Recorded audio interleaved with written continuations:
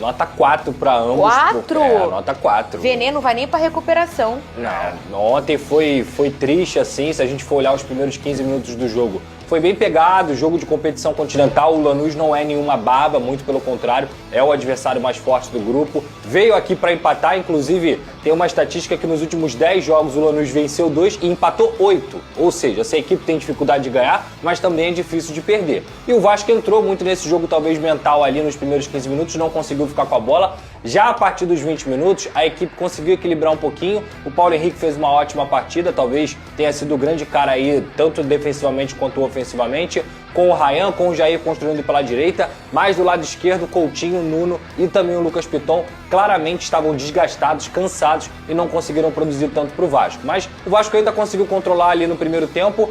Foi um pouco melhor do que o Lanús, nada muito melhor, faltou um capricho no terço final e no segundo tempo o jogo desmoronou. Aí que eu começo a falar, talvez a gente for olhar o primeiro tempo, tenha sido uma nota 7, mas quando a gente olha o segundo tempo, é uma nota 2, é uma nota 2,5 no máximo, por conta de tudo que aconteceu nessa partida. O cansaço da equipe, que obviamente sentiu não só a viagem para o Ceará na terça-feira, mas também principalmente o jogo contra o Flamengo, que foi muito desgastante, o Vasco teve que correr atrás da bola muitas vezes, e novamente a desorganização tomou conta dessa equipe do Fábio Carille. Não tem como você jogar em São Januário precisando do resultado, precisando da vitória e não conseguir em nenhum momento controlar o adversário. Pelo contrário, no segundo tempo o Lanús não teve grandes chances, mas foi a equipe que teve mais ímpeto, digamos assim, justamente se aproveitando dos erros do Vasco da Gama, do cansaço do Vasco da Gama. A preparação física é um ponto que tem que ser batido aqui. O Vasco precisa melhorar fisicamente. A gente está no dia 23 de abril e essa equipe estava morta aos 40 minutos do primeiro tempo. Não dá para só entender que é só o calendário do futebol brasileiro. Tem que ter um trabalho. Claro que a gente entende o calendário, mas ontem foi precário, principalmente pela necessidade do jogo